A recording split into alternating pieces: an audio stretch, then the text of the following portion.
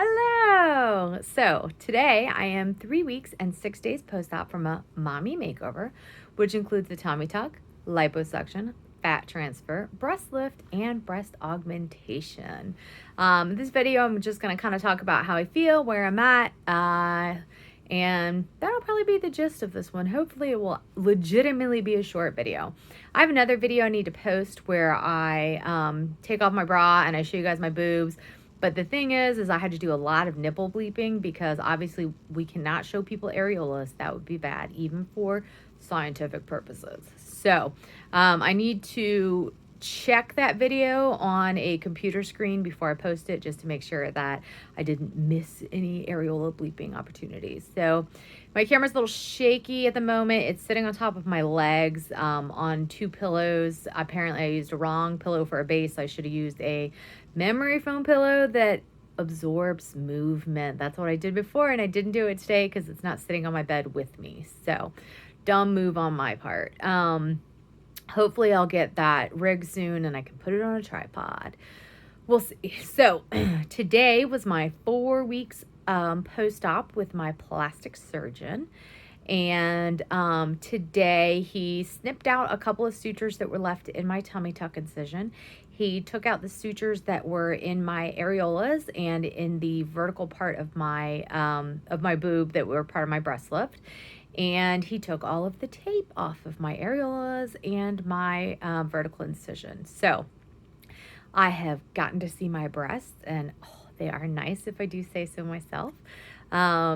So the only weird thing about my boobs is that my areolas don't match. One is perfectly circular and the other one is not. The best description is it's wonky. So at first I was like, man, and then I was like, it doesn't really matter. Like, whose areolas match perfectly? If yours do, good for you, man. But they didn't match before I had surgery. I figured, there could be a possibility they wouldn't match after I had surgery. It wouldn't be the end of the world. So I hopped in the shower when I got home and I gently rubbed off all of what's called mastisol. It's a glue that they use to keep the tape in place to help keep my incisions closed and to heal. So I gently rubbed off all that mastisol, got out of the shower, started applying scar gel, and I noticed that the part of my areola that's like wonky looking, it's got a thicker scar. And so what it looks like, this is my non-professional opinion because I am not a doctor, I am an accountant. What it looks like is that the skin pulled, and so the incision is wide. And when it did that, or the scar is wider. So when it pulled, it looks like it pulled it out of its perfectly round shape into the wonky shape that it's in. Which I'll probably never be able to show you guys because it's my areola and YouTube does not appreciate the sharing of areolas. So and it makes sense because it's my dominant side, right? It's my right breast that's out of shape. And that is a point of like a big pressure point for, or like a weight bearing point, I guess, when you have a lift. That's part of the reason that crescent lifts and periareolar lifts are not great because that incision bears the entire weight of the lift. So I have that incision around my areola, and then I have a vertical one that travels the distance between like my areola and my inframammary fold, which is like the crease in the bottom of your breast. And that vertical incision, as it was explained to me, is actually for stability of the circular incision. That we could have just done the circular, but the chance of it pulling would have been greater. And so I think that that's probably why my areolas are not going to match and why the right one is not perfectly circular, but the left one is right side dominant. So I'm not, I'm kind of like, well, that's a little bit of a bummer, but it's not the end of the world. It's really not that big of a deal to me that they don't perfectly match. They still look way better than what I started with. So, currently where he took out those incisions or the sutures, my incisions are like burning, of course, right? That makes sense. He was pulling on them. And then my tummy tuck incision where he had pulled the sutures out, it's also burning. And I'm like, oh, this is burning day. I don't like it. Probably 90% of my scabs on my tummy tuck incision are gone now. So that's exciting. But now I have scabs around my areola and vertical, just a couple though, like where he's pulling those sutures, it bled a tiny bit. So those have to heal up. And then my belly button as well, it was a little bit bloody. He dug around in there and pulled out some sutures. So My swelling has gone down significantly, but I'm still swollen because the expectation is I will swell for a minimum of 12 weeks, which 4 weeks, so I have 8 more weeks of swelling, basically, of intense swelling, maybe. So I was told today that I could change over to having compression for 6 hours a day instead of 24 hours a day. So I asked if I can continue to wear my post-surgical compression garment. He said yes, that's the one that's by Design Veronique. He said I can wear that or I can wear Spanx. And then he said minimum of 6 to 8 hours. I said, well, what if I want to wear my compression garment for 24 hours a day? He said, that's fine.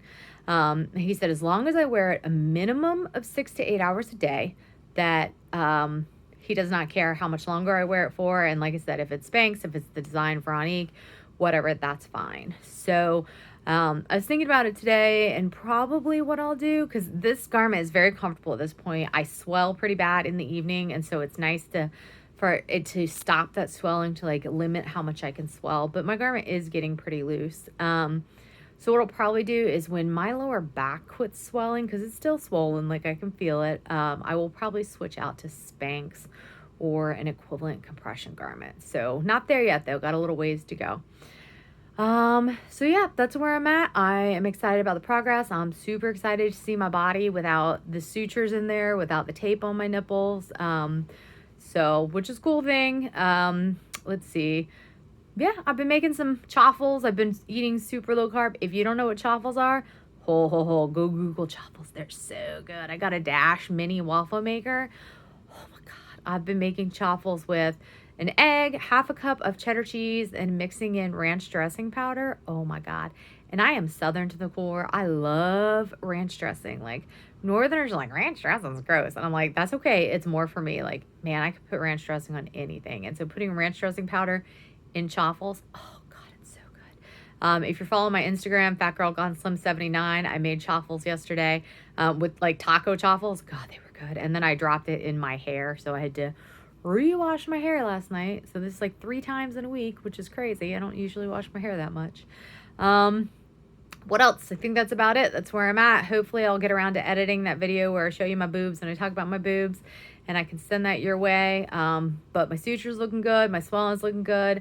I'm down to 6 to 8 hours compression garment. Oh, the other thing was limits. I am basically at a go at your own pace restriction now. Like nothing is really off limits besides being hardcore.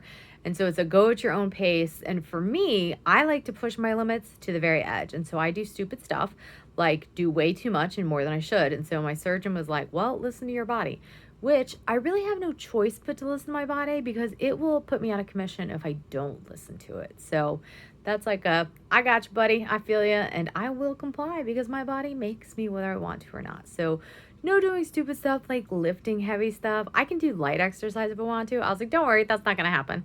I'm pretty honest about that kind of stuff. So I can't laugh. It jiggles my phone too much. So, but yeah, it's interesting to have, limited restrictions, but it's limited restrictions to the point of listening to myself going at a reasonable pace. But I am a balls to the wall kind of person, and so I don't understand that concept. So I have to have either firm boundaries or I have to pretty much hurt myself to listen and be like, oh, I found my boundary. I guess I won't go past that. It is what it is. So anyway, all right, under 9 minutes. I did good. Like this video, subscribe to my channel, and more videos coming soon. Have a great day.